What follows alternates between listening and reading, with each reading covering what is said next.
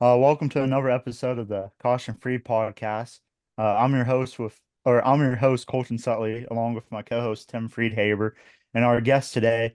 Uh, he really personifies the "No Flags Given" uh, mantra. Uh, Van the Man Gurley Jr. Uh, I guess just start out. I believe I saw that your dad raced sprint cars as well. Is that kind of like what got you started into sprint cars? Yeah, my dad did race. He raced a lot of stuff, midgets, mostly sprint cars, but even got into late model pavement racing. But yeah, since I was a little kid, all I've really done when I was, that's what my father and my family did. What we did as a family is we went to race tracks on the weekend and raced. And that's when I think I was 3 months old. The first racetrack I went to was Angel Park up in Wisconsin. My dad raced midgets at that time back in 72, 73. I was born in 72. I hate to say that because it shows my age, but yeah, that's first track my parents told me I went to at 3 months old was Angel Park Speedway in Wisconsin. So Sun Prairie, Wisconsin. So yeah, I've just been around it my whole life and got out of it for a while because life happens, and we'll get into that later. But yeah, that was grew up around it. Probably, I assume, like you guys did, huh? Yeah. My dad he raced pro stocks uh some back in it. I was 5 when he started, and he raced a couple years in, and then he took some years off, and then there in a stretch of like 2 years he ran about 4 races when I was probably about like 14, Yeah. and then he just kind of stopped after that, and too hard with me playing football and my sister playing. She was starting to play sports too, so it just kind of got a little bit hard doing racing and trying to do running us all over the place doing sports and stuff. Exactly, man. Well, that's why I say life happens, when you're raising a family and trying to make businesses work or make a living, I get it. I understand where your dad was at. So totally get that. How about you? My grandpa grew up going to Tri-City all the time when it was like in his prime. He got to see, I believe, Tony Stewart race there back in the day. Right on. And then my dad was really into watching dirt track racing, and then I picked it up mainly from Colton, but from a few of my family friends. Yeah. I liked modified racing a lot, and then Colton steered me in the right direction towards sprint car racing. Don't let Joe Duvall hear you say that, man. But yeah, no, I hear you. I think all racing is great. Whatever you're into. But those modifieds, I got to say though, from what they were 20 some years ago to what they are now, they're pretty badass too. I mean, they're like a late model. The way they lift their Yeah. whole left Yeah. front. So they've really changed a lot since like you guys are too young. You probably wouldn't have been born in the '90s because I'm an old guy now. But they've changed a lot in the last 20 or so years. So I Yeah. get it. Yeah, we were both born in 2001, so Oh my god. All right. Well, hell, my daughter's even older than you boys. Shit, that's how old I am. But no, all good, all good. I can. I'm immature enough and crazy enough that I totally relate to the young generation. So it's all good. Yeah, I haven't grown up much, so I'm still the same crazy ass son bitch I was 20, 30 years ago. So So, um what was the first car you drove, and can you explain to us a little bit of your like progression from the beginning to driving a sprint sure, car? sure, I'll be glad to. My dad, like I said, my dad raced all the time. So, unlike a lot of kids today, I didn't get to run a mini sprint or a go kart or whatever because my dad was racing. So, uh, when I was 16 years old, my dad said, "Hey, you want to drive this thing?" I said, "Hell yeah, I want to drive this car." And it was at Warsaw Speedway in Warsaw, Indiana, and never even worked on them, been around them, helped my dad, never even started one. And at the track, he goes, "All right, well, when the start pushing you and the oil pressure comes up, you turn the fuel on and then you hit the ignition switch. And, you know, I don't know if you ever had the opportunity to start a sprint car, but it's, believe it or not, the starting alone is intimidating if you've never done it. And so I first time I got in one, it was a race. So and I'll never forget it. I was obviously, like I said, 16 years old, and my dad had a pretty decent car, and you know, I was putting around the whole time. And back then, you know, I don't know if there was enough, probably not enough. Everybody made the feature, and so I ran, you know, the whole race up until the last lap, and you know, there was two guys leading it or lapping me on the last corner, the last lap, and it was actually a buddy of mine. I had two friends of mine, Brett Mann and another guy, and they get together in 3 and 4, and there I am putting around, you know, going 5 miles an hour. They get together and crash for the lead, and one of them lands on top of my dad's car right on the down tube, and I'll be damned if it didn't ruin the frame. I wasn't even going fast enough to do anything, but my dad was cool about it. He wasn't pissed because I was hanging in my lane. They were just doing their thing too. So yeah, my first race, not only did I junk a car, but I got laps, but it wasn't a happy ending for sure. But you know, I think I don't, you know, I didn't get to get racing, what I would call racing, till later on, you know, probably 18, 19.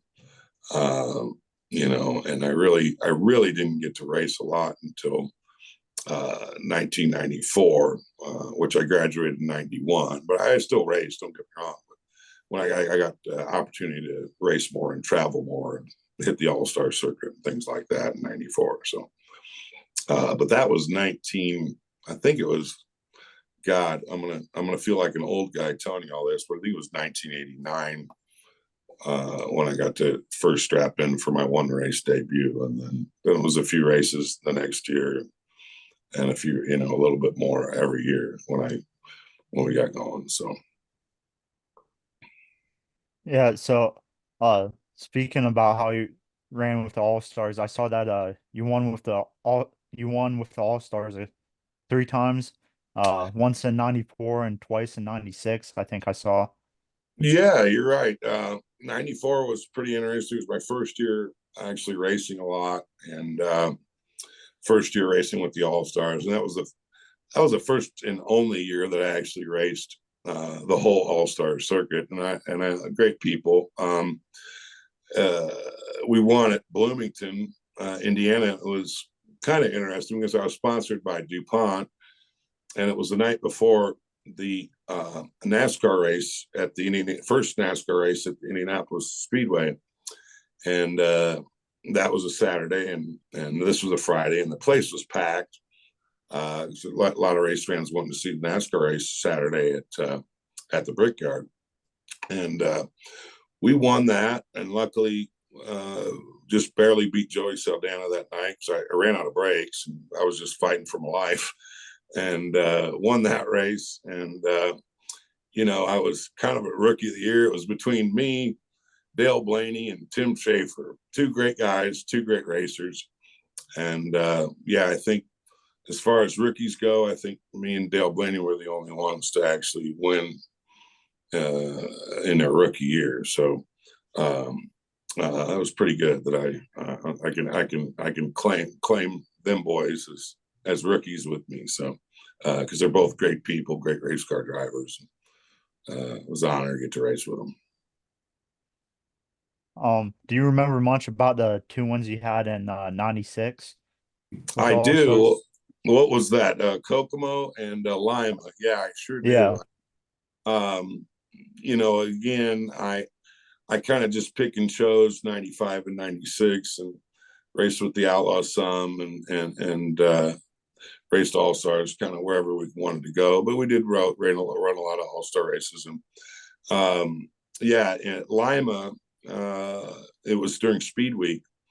And it was great because, we had a lot of drama getting to that race. Our trailer broke. We were staying in Fremont at a hotel, and we didn't get to work on the car all day. We were working our trailer just to try to get to the racetrack. So we didn't get the car wash. So we go to the racetrack, and we're WD-40 the race car, and we worked all day on the trailer in the Fremont hotel, and got to the racetrack.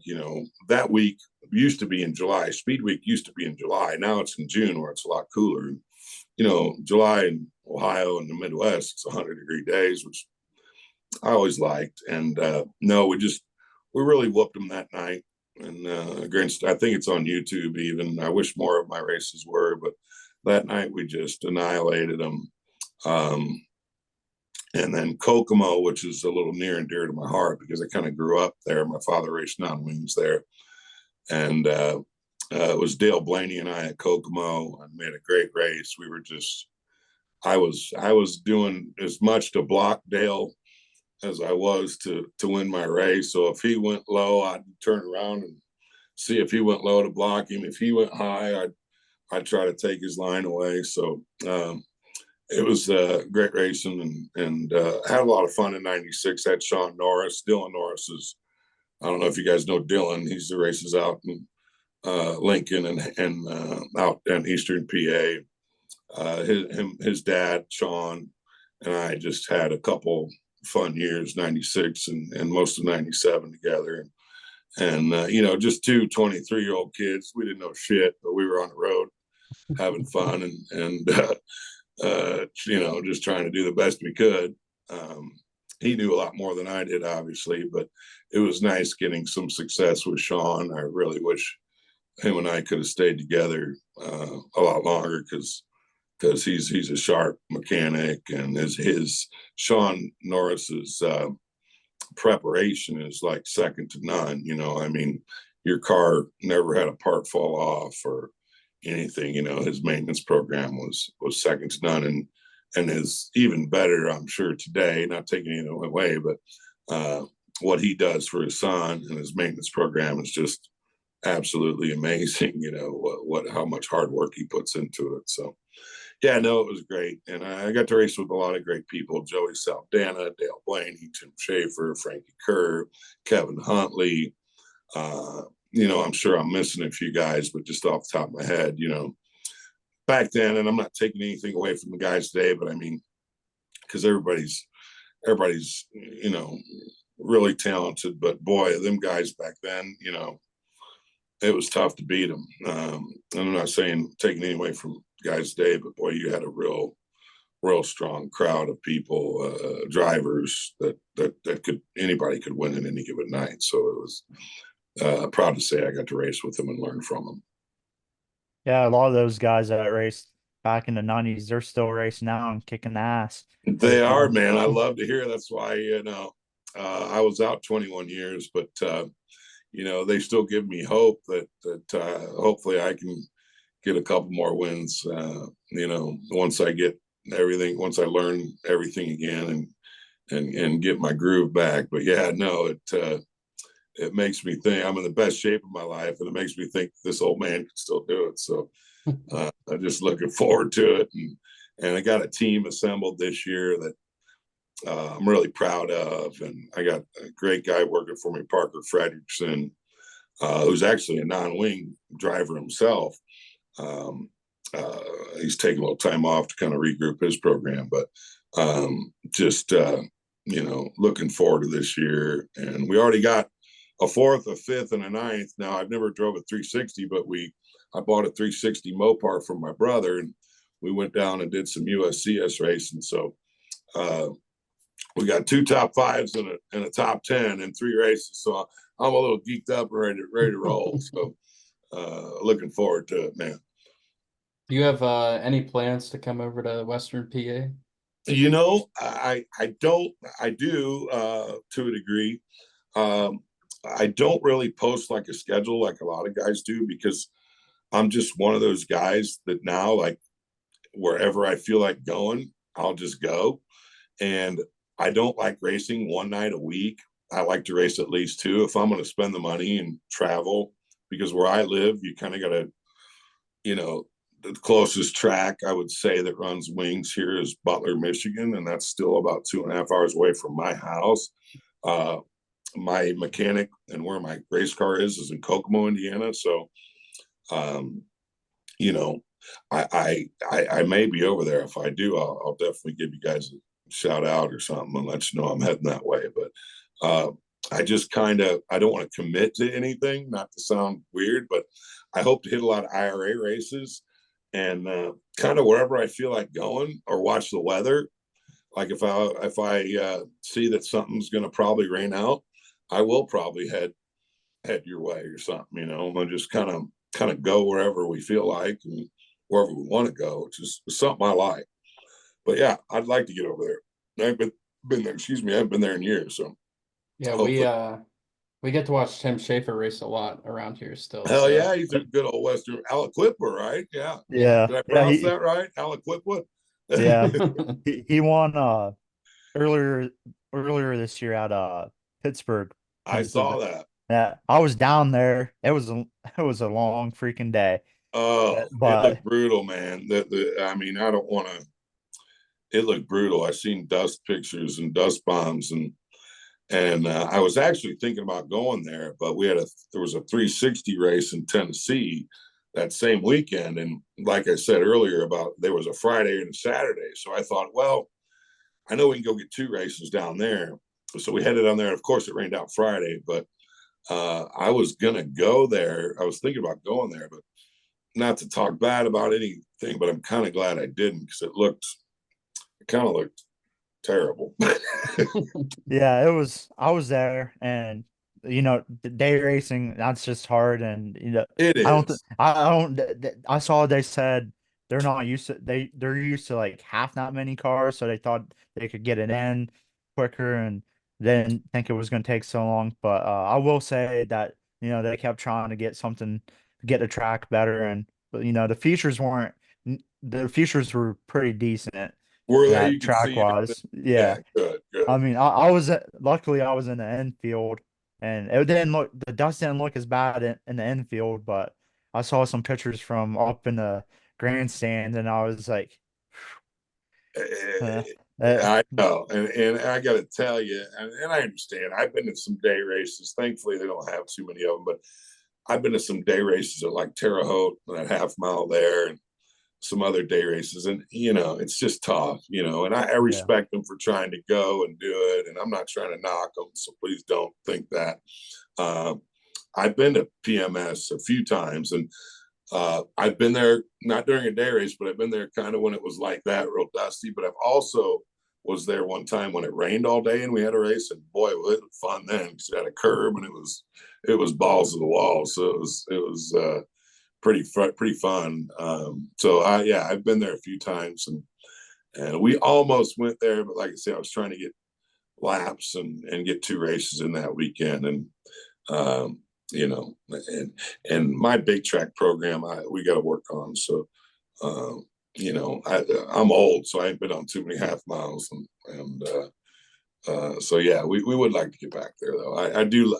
I love the fans in PA, Western and Eastern. I mean, there's no other fan in the country, in my opinion, more educated, more into racing than PA fans and people. So it's always, if I was younger, I'd move to Hanover, Pennsylvania, and just try to race, because you can race within 2 hours of anywhere you want to, and that's just one. I love that country. I love the people. So I would definitely love to.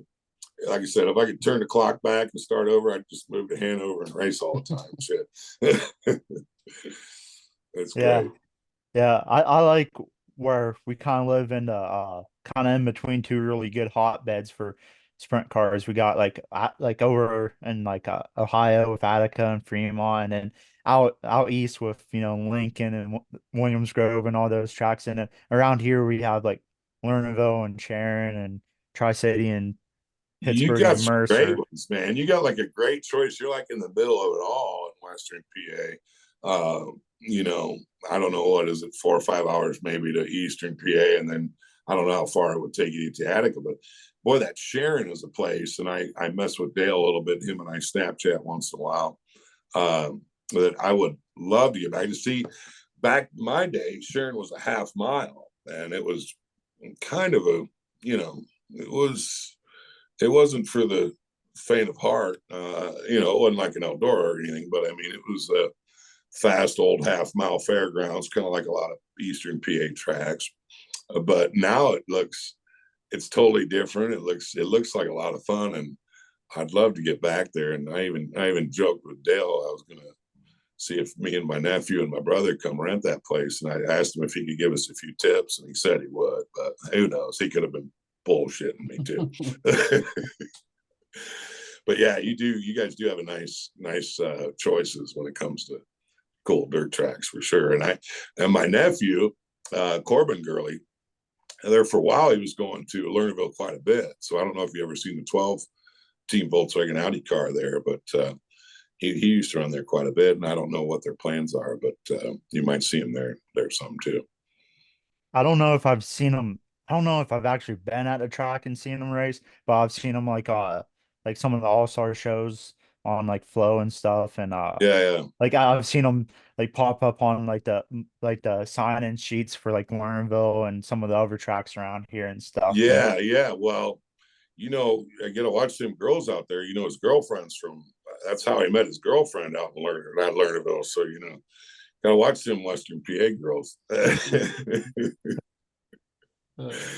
Yeah, so him and his girlfriend Alyssa, that's where she's from. I think her dad runs some modifieds or something out that way, or I know her brother runs some go-kart stuff. But yeah, nice people, and yeah, he got roped in by one of them Western PA girls, so you boys better watch. I'm already locked down with my You locked girlfriend, down. so All right, yeah. So good, man. Tim's the one that he's still trying to run loose there. Yeah, are you just saying that because your girlfriend's listening in the background or No, what? I'm kidding you, man. I'm kidding. Shoot. So you're in West Virginia too, right, Tim? Or was it? Yeah, I'm Yeah. getting my master's right now at Oh my gosh, for West what? Virginia, musicology. Oh wow, right Yeah. on. So what we do with that? Teach then, or Yeah, I'm hoping to teach. I have to go get a PhD first though. So, shoot? Oh, you want to like be a professor then? yeah. Right on. My sister's actually a professor down at University of Indianapolis, so Oh, cool. occupational therapy. So yeah, she does that too. So I understand the drill on that. Yep. Yeah, that's cool. Good for you, man. Yeah, Good thanks. for you. So where are you guys heading to race next? I'm planning on going to Mercer this Saturday. Oh yeah, That's April 6th. cool. What's going on there? Oh, they got what they call the chiller thriller. It seems like it changes what classes they run every year. It Okay. seems like they got 410 wing sprint cars, Oh, okay. super I late didn't have models that on my calendar, man. I gotta shit. I must be screwing up my. So it's when is it? Saturday or Sunday? Saturday. Oh wow. Okay. I'll have to look up Mercer's schedule because yeah, I've been there a few times. It can be a fun little track. And there was one track, not to bring this up, there's one track by you guys that closed or something last year after the end of last year or something, didn't it? Knox. Knox. It Sports. used to be Knox. Yeah. Sportsman's. So when I was like 19, uh, and it's a long haul for us, but we'd haul ass to Knox and just try to get a race in. And we'd haul ass down the toll road and me and my mechanic at the time would go there, and just me and him would just go there and race a local show, because it was the only thing racing back then, a Sunday night, for wings. Mm-hmm. So yeah, I remember that place was fun. I know a couple of local boys weren't too easy on me, but that's all good. I think I almost got in a fight there a few times. It's all good. I like to fight too. It doesn't bother me. Yeah. I've been in jail before. Hell, it ain't no big deal. I'm kidding. Well, maybe not a little bit. Fighting will get me thrown in jail once in a while, but it usually, as long as you don't, as long as I can bail out by in a few hours, I'm good. But Oh. Yeah, I think I saw they're gonna have some like truck pulls this year, but like they're not gonna have any racing and stuff. But That's you know, sad. Man. I hate to hear that because it's yeah, cool. It's like down in a bowl. It's yeah, kind of what I recall of it. It was kind of the big mountain up in the the grandstands. It was just kind of a yeah. down bowl. I remember it being a fun racetrack. I don't know how it is today, but I do remember it being a fun racetrack. And like I said, I just love going to PA because the people are always cool as hell, and they appreciate you making the effort to come out, and just always fun to go there.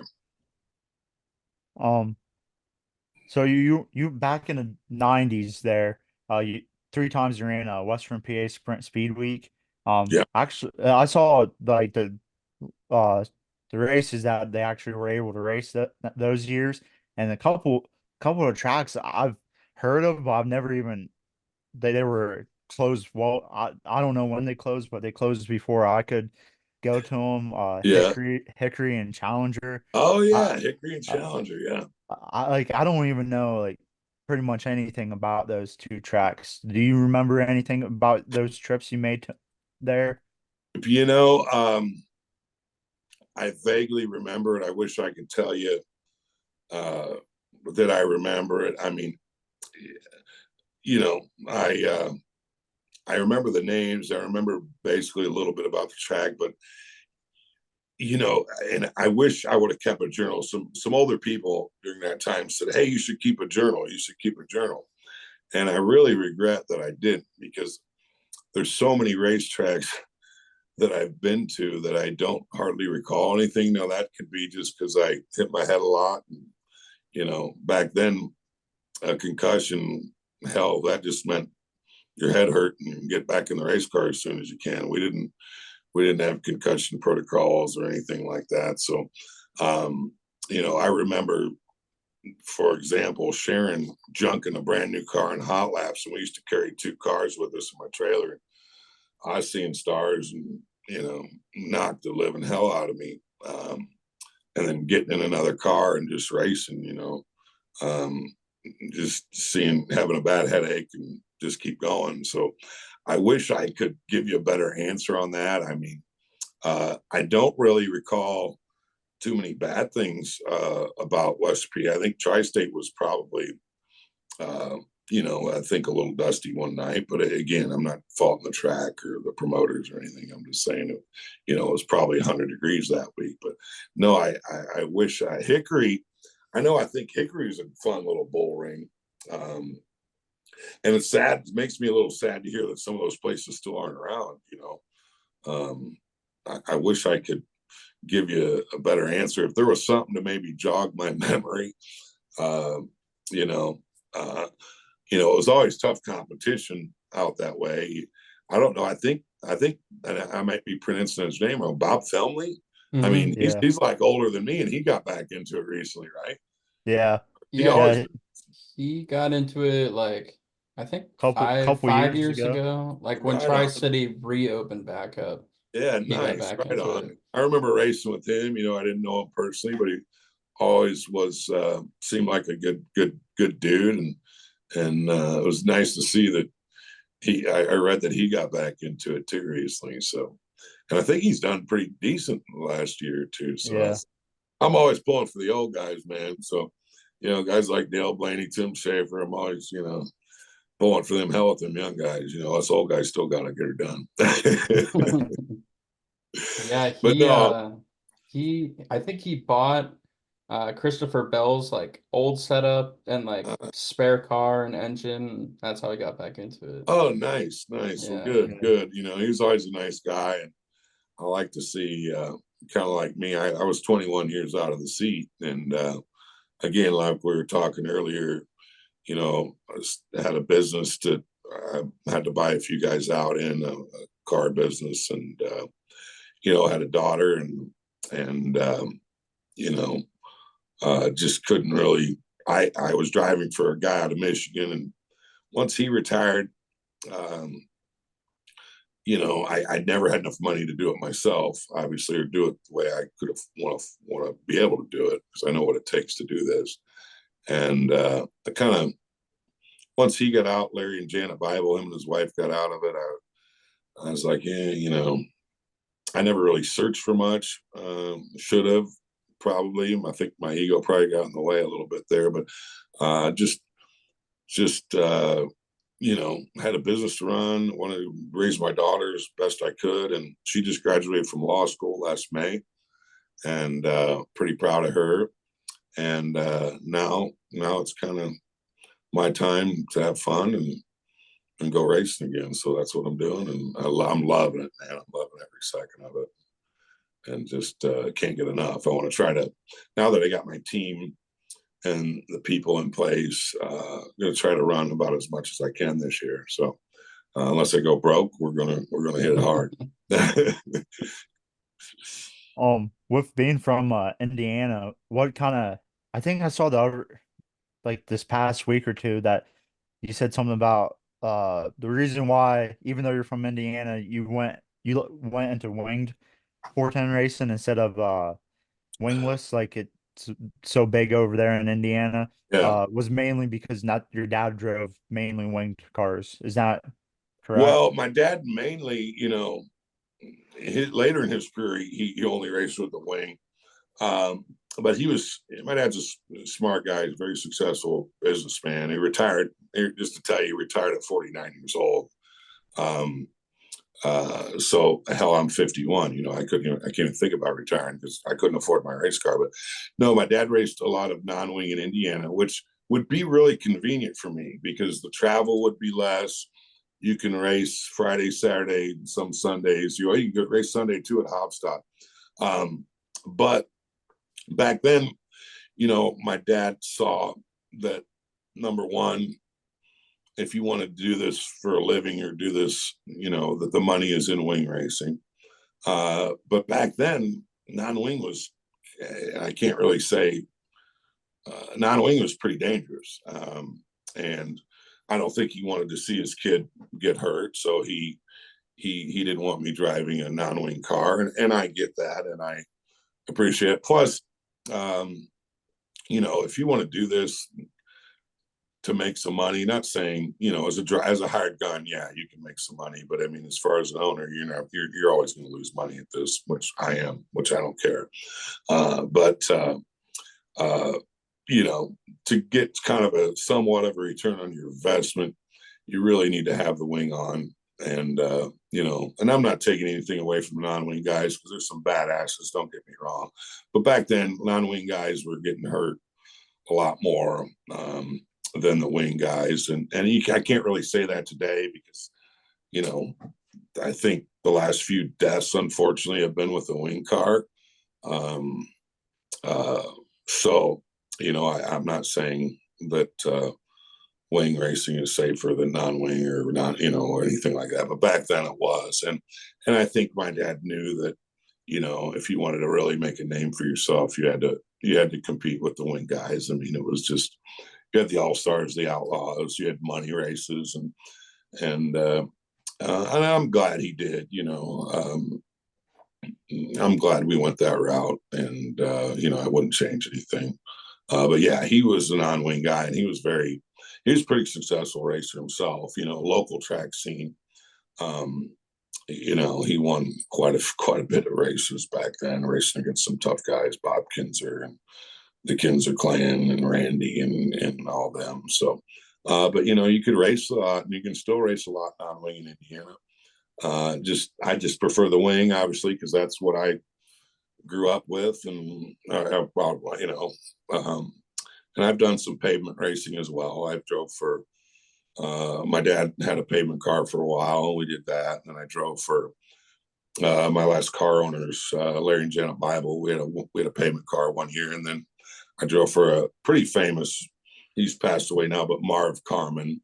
I drove his wing car, and we had some success. We didn't race a lot, but I think we won, 2-3 races in a couple of years with that. So racing against some good competition, Fedewas and all them non-wing guy or pavement guys. So no, I'm just a wing boy, and back then too, you could race some in Indiana. Thank God Maverick Series is bringing some wing racing back to Indiana, and I hope that goes well. And if they do the right thing and run it right, I'll plan on try to support them and race their races, just because I want to see some wing racing take off in Indiana. But I got to tell you, the fans in Indiana are very partial to non-wing, so I'm hoping for the best, but I'm really hoping the fans bring the support to the wing races that we do have, and hopefully it works out. Yeah.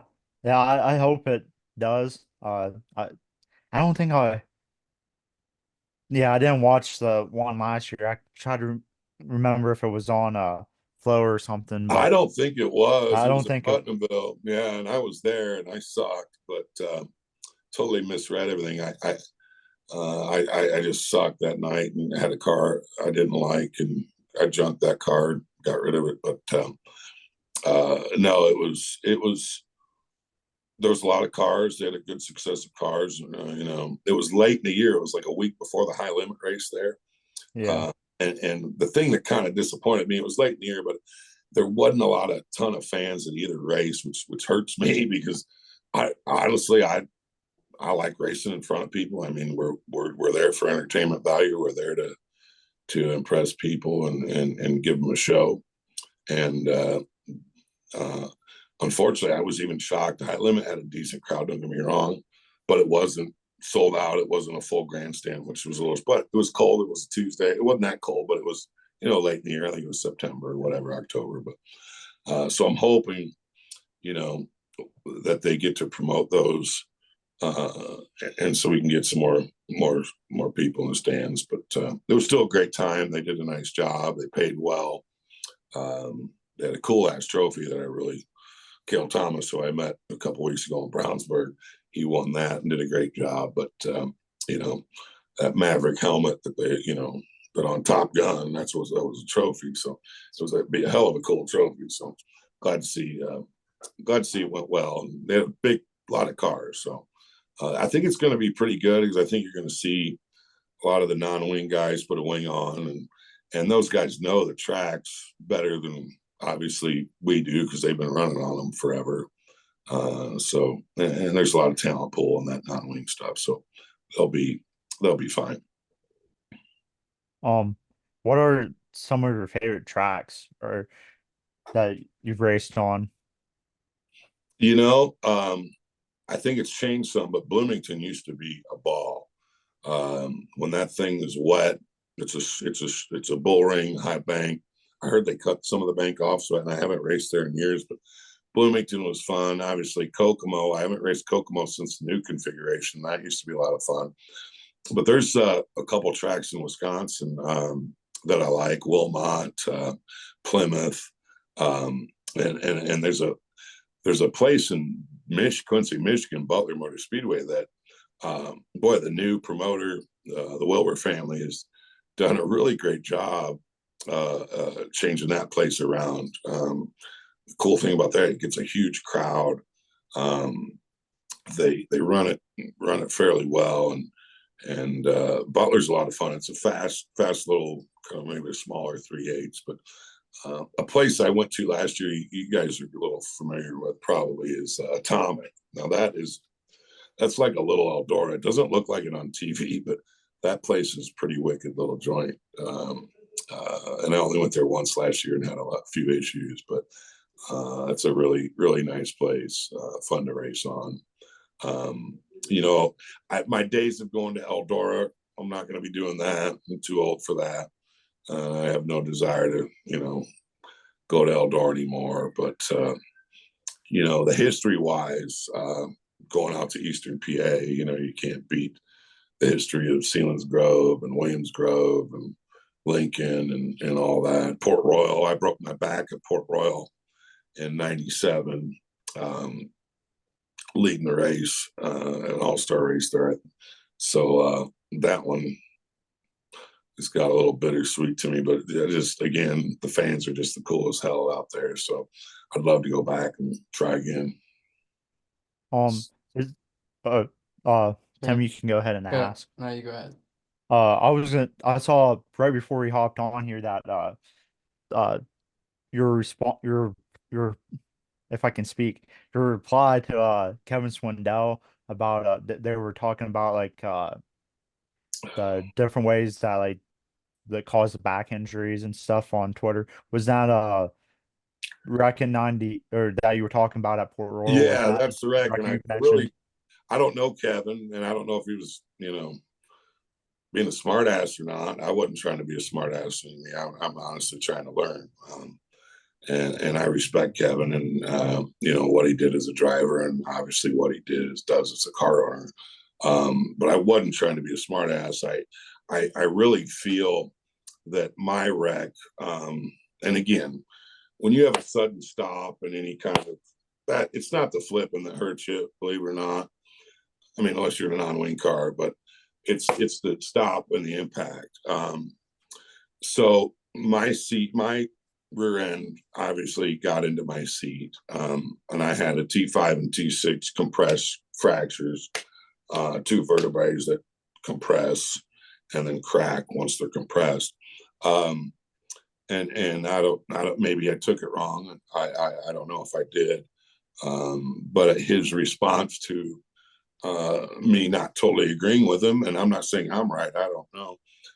His response was, "Hey, if somebody hit you in the ass with a bat, do you think it would break your neck?" Well, number one, I didn't break my neck. Number two, I felt that the impact from the rear end hitting the seat and hitting that compression, you're tied in here. There's no way for your body to go up or down. So I felt as though, and I could be wrong, I'm open to learning, as if the rear end getting into my tailbone and pushing up in that impact was one of the reasons for now keep in mind the T5 and T6 are between your shoulder blades. So again, I could be wrong. I'm not trying to argue anybody about it. Obviously, he was paralyzed from a crash at Knoxville. So he probably knows way more about it than I do. But I think Danny Dietrich's the one that brought up the point about his rear end and torque tube getting in the seat.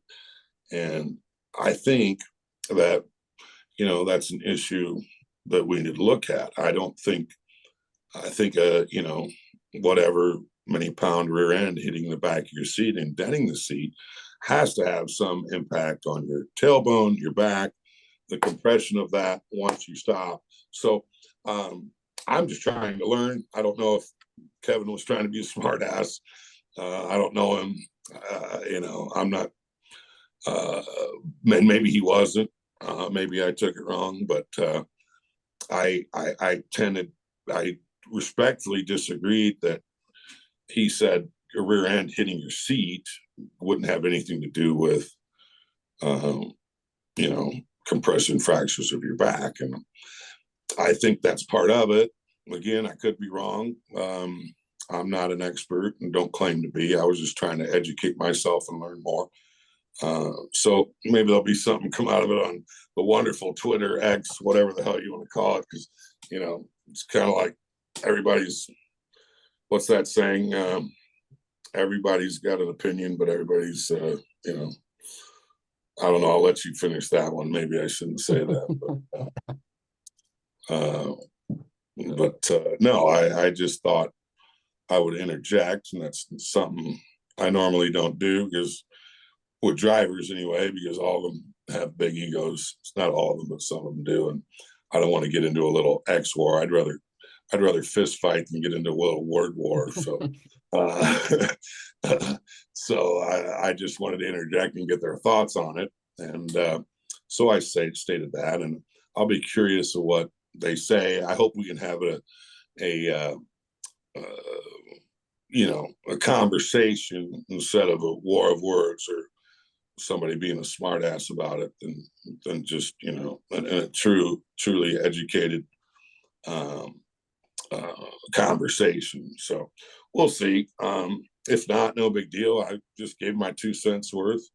Really don't, I don't have a loyalty to anyone. Don't have to kiss anyone's ass. If we want to have an adult conversation about it, great. I just wanted to shed light on what happened to me.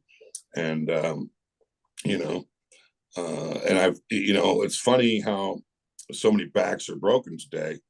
To me, it seems like, I mean, not that backs weren't broken back in the day, but it seems like there's more broken today than there has been. And I could be wrong. I don't have the statistics on that, but I think it's something to look into. And I think they're right. Yes, if your suspension and your arms fall out and you have an impact like that, there's nothing to cushion you there. I think that's definitely a huge part of it, like if your rear arms break. But I also think, you know, having an impact and something getting into your seat, which is part of your lower back or your tailbone, I don't think there's no way it can be. I think it has to be correlated, but you know, I'm not going to have a Twitter argument over it either because I don't really care that much. I hope we can come to maybe get some answers from it. That's all I was hoping for. So I don't need to get in a pissing match with a bunch of little fellers from Twitter that think they're badasses or something, because, you know, I shit bigger turds than most of them son of bitches, so I don't really care. Yeah, I was like you. I was just trying to read and see what what different people had to say about it, because it does seem like there's been a lot more the past couple of years. At Doesn't least it? at least maybe I'm just been more into following the sprint cars and stuff. That's how I've been noticing, but I mean, Yeah, I no, can you're think of right. I two. mean, look at Alex Bowman and look at, Yeah. you know, so many Sunshine. I mean, there's so many of them. And, you know, I say what you will, but it's definitely taking place a lot more than it used to. And the cars are safer. The seats are, holy cow, the seats alone give you more balls than what they ever did, because, you know, it feels like you can't get hurt in these things, which is part of the problem. You know, so I'm with you. I think it's happened more. And I think it should be. I'm not a big rule guy. Everybody's about, oh, we didn't rule this, they can rule this, but I mean, if we can figure something out, you know, to prevent uh, something like Kevin Swindell is living through it daily, which isn't something I want to live with. You know, I think it should be discussed, but you know, I don't have the answers. You know, I don't claim to have the answers. I was just trying to shed light on it, that what happened in my case. And I know for a fact that my rear end went into my seat, had a big indent in my seat. So for him to say, you know, that there's no way that caused it, I find that hard to believe. But you know, he's the king and the guru, so I don't want to stir any shit there. But you know, I just feel like I think that could have a play in it, because it just makes sense to me. If something's hitting your lower, you know, your ass, let's say it you know, the energy's got to go somewhere, and your shoulders are Yeah. strapped here, so you know, it's just going to be absorbed in your back. I mean, it's just common sense to me. So yeah, but the good old X world, Twitter world, is always interesting. That's most of the time on there. I just like to make people laugh. I'm really not too serious on there, or I'm just a kind of like, I don't know if you see my Wicker Bill comment. I did see that. Now, and the funny thing is, I'm a proponent of 2-inch, 3-inch Wicker Bill. I don't give a shit. I remember when I used to run a 5-inch Wicker Bill. So some of these guys crack me up with, oh, less motor wear and all this bullshit. It's like, give me a break, you know. The 2-inch Wicker Bill is not going to wear out your motor. Give me a damn. So some of these guys are getting carried away with it, and I'm kind of sick of talking about it. Whatever my 2 cents is or opinion on it, doesn't give a shit, because the sanctioning body isn't going to change because Gurley Jr. is going to change, you know. So I try to make light of it. I don't give a shit what they do. I'm just going to try to race with whatever parameters I need to race with.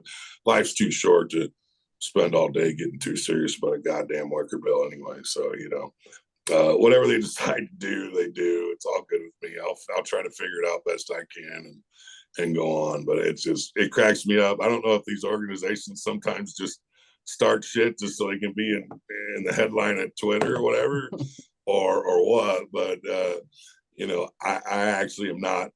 I actually don't. I prefer not to have a 1-inch wicker bill rule. Not that it means shit, but I'd rather see you could have a 1 or 3-inch wicker bill, and you make a choice. But I don't care what they do. So I thought it was funny when I thought of it, so I just posted it. And I don't know if you saw that again, but I thought it was pretty good. I did see it. I'll have to make sure to go find it and send it to Tim after we're done. Yeah, It was pretty funny. If you want, I don't know if I should repeat it or not, but you can say whatever you want to say, well, and then if you want us to edit it out, we can edit it out. Well, it's all up to it you. didn't. I didn't, say anything too vulgar, but I did say, gentlemen, I hate to break it to you, but your girlfriends can't tell the difference between 1 inch, and neither can you. So, yeah, I got some laughs, and again, I really don't care. Whatever rule. There seems to be more rules and more bullshit in racing today than there ever has been. I remember, it's kind of the Outlaws were kind of born on one run, watch it brung, and I love the sport of sprint car racing. So I'm glad to be a part of it again. I don't care what they do, and again, my opinion doesn't mean anything anyway. I just try to make light of stuff and make people laugh and try to not be so, life's too short to be too damn serious about everything, So you touched on it a little bit, but like from when you were racing before and how you're racing now, like what does that like technological like evolution look like for sprint cars? You touched on the safety, but like engine, chassis, suspension. Biggest change is tires. And I'm not so certain it's for the better because there's no competition. And anytime you don't have competitions, it's not a good thing. The shocks are hugely different. Shocks are vastly different than what they were, for the better. The frames, believe it or not, are the same, other than a taller cage. The frames are exactly the same as they were. The engines are about 150 to 200 more horsepower more, which as a driver, when you can use that, there's never enough, but most of the time you're not using all that. So I find it comical that, we got these 950 horsepower engine and we're putting reducers in the air stacks. So when the track gets slick, or we're putting retarding the ignition boxes to 8 degrees or 1 degree, and we're doing all this stuff to kill power.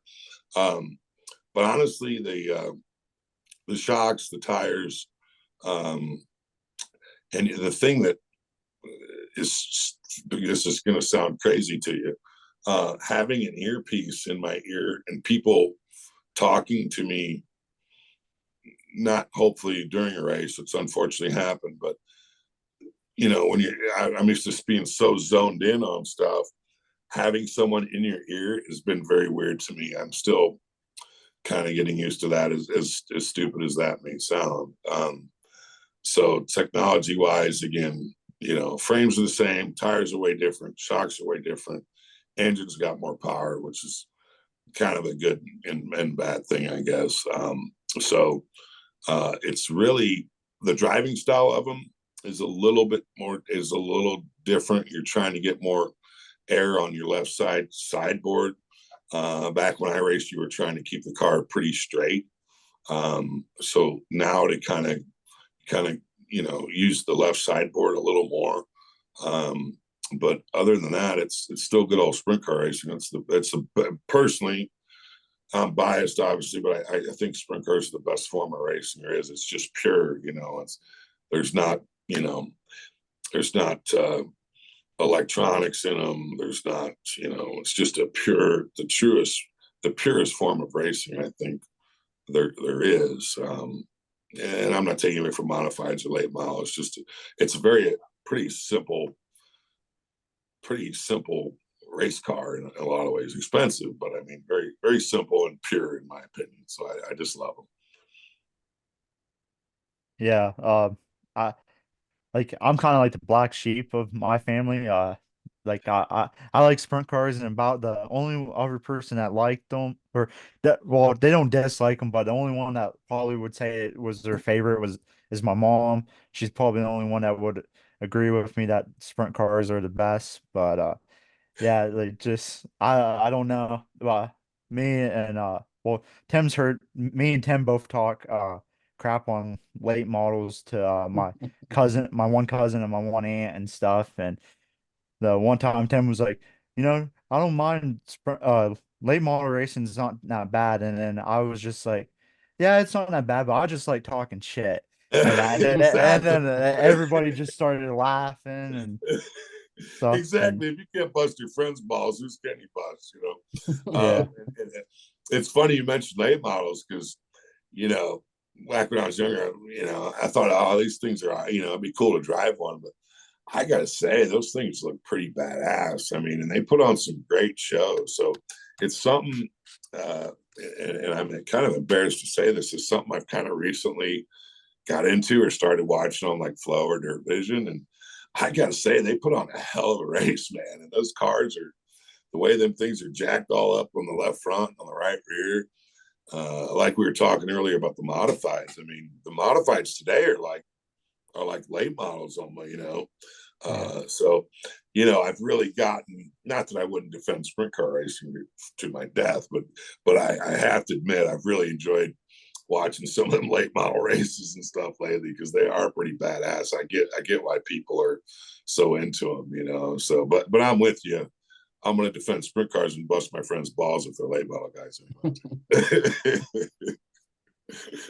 Yeah, well, I've also gotten into watching late model racing a little bit more the past year or some too, and it's hard to admit. And I'm like, last year I almost went to more late model races than sprint car races, and I'm like, I can't be doing that. Like, that's just Hey not man, right.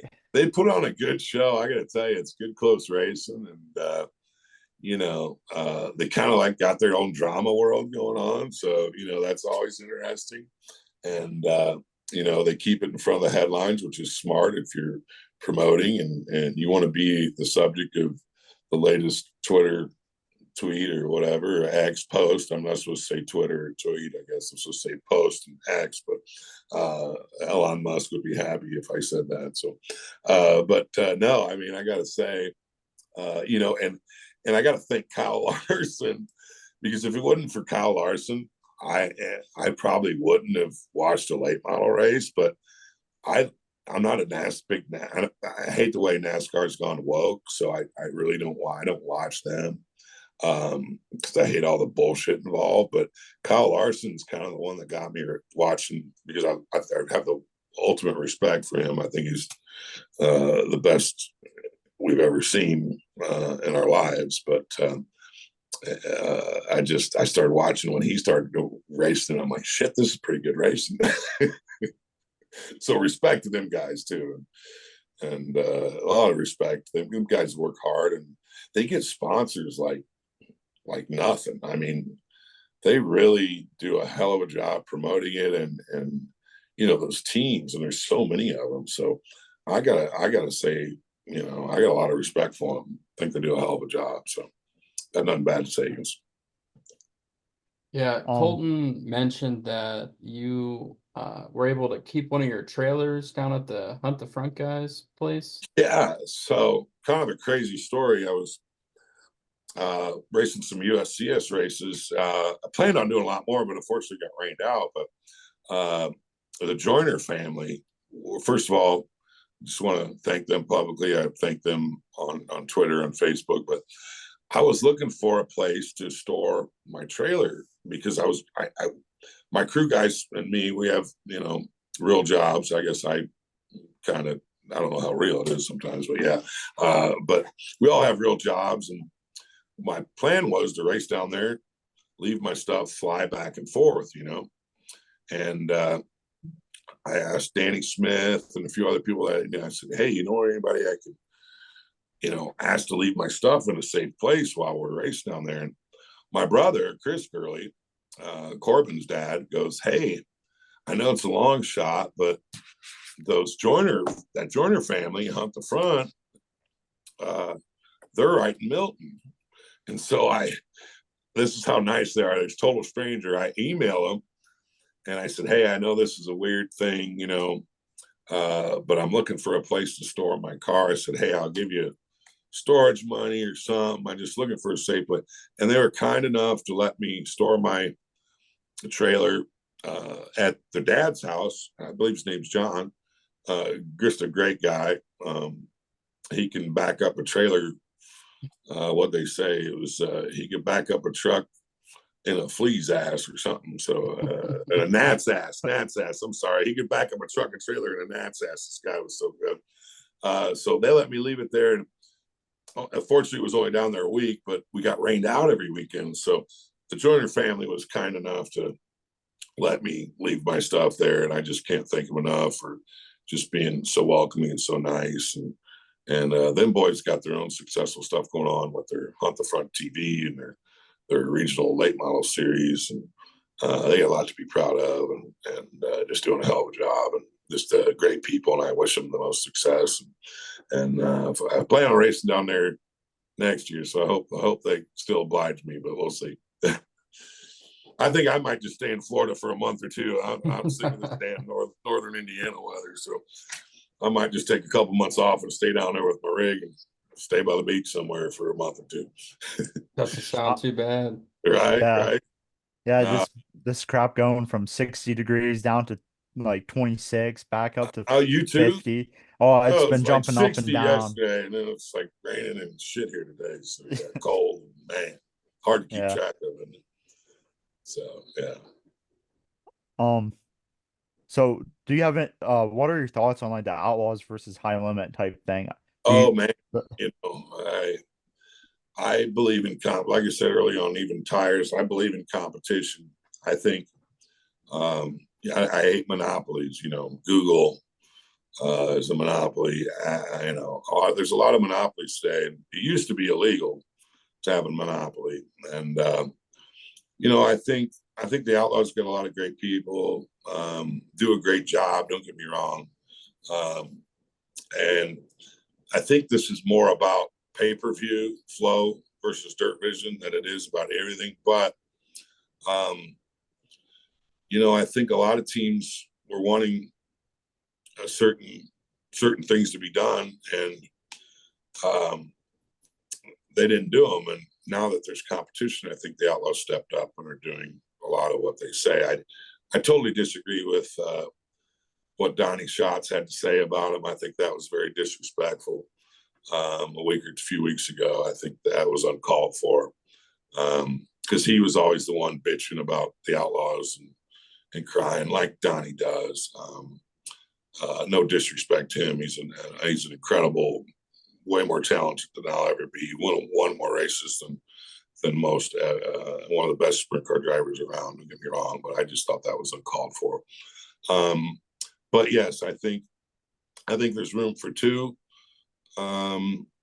We'll see. I think, again, this is more about flow versus dirt vision, and each protecting their rights to get that pay-per-view money and that advertising dollar. And I get that. I respect that. I'm in business. But I don't think it's a bad thing. I mean, what's the worst thing that happened so far? Both have a safety team now. Both are getting more money to show up. Both have way more going for it than they've ever had. So what's the worst thing to come of this? That sprint car racers, drivers, and owners get more money out of it? I mean, what's wrong with that? I don't think there's anything. They have a safety crew now. They're getting more money to show up. I think it's smart what High Limit did in getting like a, if you finish in the top 5 or whatever, having a piece of what, I don't know all the details, but I think it's innovative. I think they're both thinking outside the box a little bit. But realistically, nothing negative has happened since both of them came on board. There's there's all been positive and more money for the teams and drivers. So I don't know why everybody's making such a fuss about it. I know people are hurt with All Stars, and I get it. Hey, I love the regional All Star Series. It was a great place for guys that couldn't travel across the country and racing in California and stuff. But you know, um, if it's so easy, then start your own. It ain't easy, and nobody wants to. I wouldn't want to do that. I wouldn't want to promote a racetrack or any of that, or a series. So these guys got balls, and there's a lot of smart people behind them, and I wish them both the best. I think there's a place for two though, and like I said, nothing but positive has came of this. You know, you might not read that on Twitter, but truly, it's more money for everybody, and you got a safety team following both series around now. So I really truly think it's a great thing.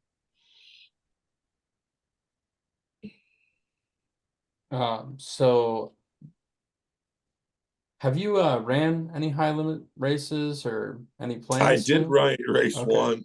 I was I did race one at Putnamville at the end of last year, and I got to say, the show was ran unbelievably. What was really cool about it for me, I missed the show. I was again not where I needed to be, and I ran the B main, and I forget where I sucked anyway, but that's neither here nor there. But what impressed me about it was the way the show was ran. What was really neat was it was done by 9:30, and this reminded me of some old school stuff. Like all the fans came down, and they were lined up around guys' trailers, and guys were selling T-shirts, and they were drinking a beer with their favorite driver or whatever. And I really am a big proponent of racetracks having a fast show. I don't think fans today, because of this and because of our attention spans, are like mine about this big. I don't know. I claim to have ADHD, but I think these things all give us ADHD. But it was cool as hell. I thought they ran the program really fast. They did a hell of a job. I was totally impressed by them. They don't mess around when you're on the track with them. If you ain't lined up, they don't give a shit. They're either gonna throw the green, or you're gonna sit in the back and be screwed up. So I had nothing but respectful things to say. Now I never run an outlaw show because I was a little disappointed about which is me being stupid maybe, but the fire bottle thing.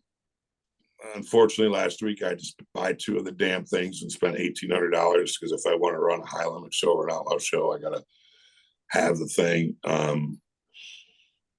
My thoughts on that are, I probably shouldn't say them publicly. It's just it's a little ironic that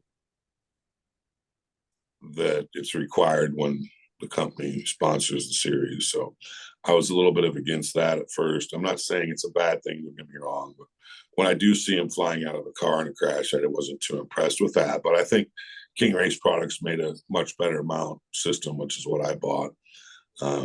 Again, just another expense for us that I don't know is needed. I don't recall the last time a guy got burned up, but I was unfortunately at the racetrack the day Doug Wolfgang got burned up. And that was a horrible thing to watch, but I'm not so sure that little fire bottle would have even done anything in that case. So, but yeah, now I've got $1,800 invested in two fire bottles. So I'd like to run, not that I'm going to, follow them all over, but because I just don't know if I have the team capable and myself capable enough to compete and run up front with them. But I do want to run when they're around here, and hope to. We'll see. But yeah, so I am now $1,800 lighter in my wallet because I got two stupid fire bottles. So we'll see. Yeah, I remember last year people bringing up about how the company sponsors them. And also, I remember Carson Macedo got in a bad wreck at Knoxville last year, and the I don't think he got burnt. He didn't get burned too bad, but he was on fire there for a little bit. Well, the fire bottle And got ejected from the yeah, car. Yeah. yeah, I was just about to say that it was about 50 feet the other way, and that Yeah. he had a couple other drivers trying to help get Carson out of the car there. Yeah, I think Brad Sweet and somebody else really jumped in there and did an honorable thing. And back like when I seen Wolfgang's crash, I happened to be watching that race there with a friend of mine. And I don't know, you guys might be too old to, I'm sure you know who Doug Wolfgang is, but he was on a pavement. Well, the Outlaws tried pavement racing in Lakeside, I believe it was, Kansas. And it's a pretty horrible thing to see. And Mark Kinzer unselfishly jumped into that fire pit and tried to get him out. And so I think in the right, if it's truly the right direction of safety for people, then I'm all for it. But some of the stuff's getting carried away a little bit, I think. But I'm old school too. I still don't know if the Hans is really meant for sprint cars or more for 200-mile-an-hour crashes at a NASCAR event or an IndyCar event. But a guy smarter than me can figure that out. No big deal. But I just, when something's, and there's more of that than I'll care to get into, because I don't want to be that negative guy or anything, but there's a lot of things that are required that so-and-so owns the business, and I know a lot of it, and I'm not going to say it all publicly, but, you need this particular safety device on your car because, somebody, part of the organization actually owns that particular device. So, and that's right, it's required. It's about money. It's not always about what's best for racers. But I probably said too much. I'll probably be somebody, hopefully nobody higher up listens to what I'm saying. Well, we're not too popular yet, so you're Hey, well, probably pretty safe. all good. You're all good, man. You guys are going there. You're going places, man. Going places. We're trying to at least. Right on. Well, you can't do it if you just talk about it. You got to try. You got to work it. I love it. Tim, you think getting pretty close to wrapping it up? Probably wrap it up, yeah. Yeah, I probably bored the hell out of you long enough. Oh no, I talking could too much, give my viewpoint too much. no, I Yeah, I could talk to appreciate you you all guys. night. I appreciate you guys asking me. Truly honored. I know you didn't get to see me race back in my heyday. You know me from my goofy ass on Twitter, X, whatever. But it was kind of you to have me on, and I appreciate you. And I wish you guys nothing but success going forward, and hope you get a big ass title sponsor or something so you can, make some money off this deal. And appreciate you being race fans and appreciate you being involved. It means a lot to people and more than you know. So thank you. Yeah. Thanks for coming on. We really appreciate it. I guess just to wrap it up here, you want to shout out some of your sponsors and anyone else that helps you. Yeah, Parker Fredrickson, Darren Eby, those two guys make it happen for me. And Eddie Smith at Lane and Tie 22 and MPD and Motor State, Doug Lane. Even though I'm an old guy, they really take care of me on product, and I can't thank Eddie Smith enough and for what they do for me and give me some pretty good deals on product. And really my biggest sponsor is myself, but I couldn't be in this position without all my employees that work their asses off day in and day out at Team Volkswagen Audi in Maryville, Indiana. And so without my people at my business who have been wonderful, and I have very little turnover here, which I'm very proud of. And it's because of the culture we have here and the family type of business that we have, that we care about people. They're not just numbers to us. They're not just employees to us. They're like our family. So that's something I'm very proud of. But honestly, without the people at my car dealership at Team Volkswagen Audi, I couldn't be doing this. So mainly I want to thank my employees for you know, hanging out with me and have a little fun and trying to make a little money so we can all do the things we love to do in life. So appreciate you guys. Thank you. Yeah. I got one more thing I almost Yeah. forgot. Uh, you know how people been posting about how they bought your die cast on eBay Yeah. and different stuff? Yeah. Well, Yeah. after I saw the first one, I was like, holy crap, I have that car. I like Do you really? yeah, I thought I didn't have the time to dig it out, but That's cool, I man. like saw it and I was like, holy crap, I probably had that car most of my life. And That's cool, man. when I saw it, like it was the first time we scheduled to do this interview, and like right after we scheduled it, I like went back to like the feed on Twitter, and I Yeah. saw you reply to someone buying it, and I'm like, holy crap, I have that car, and That's wild. I can't ever forget that car and That's stuff, cool, and man. it Well, was just kind of cool to have that connection. no, that is, man. Like that's awesome that you got that. I've got like one or two left, and I got to keep those because I got to show my grandkids one day if I ever have any. I was a cool son of a bitch back in the day. So,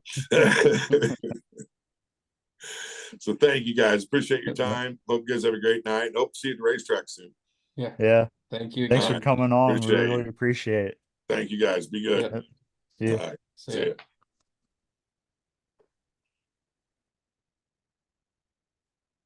That was an awesome episode. I wish we could have went longer, but didn't want to take too much time out of Van's night.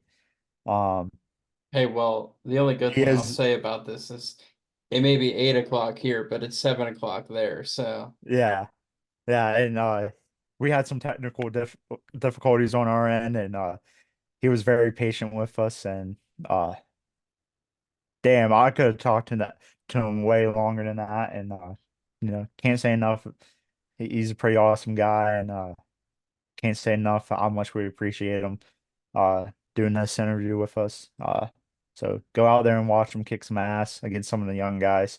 Um, yeah, so watch us on YouTube, listen to us on Spotify, Amazon Music, and Apple Podcasts, and get out to a dirt track.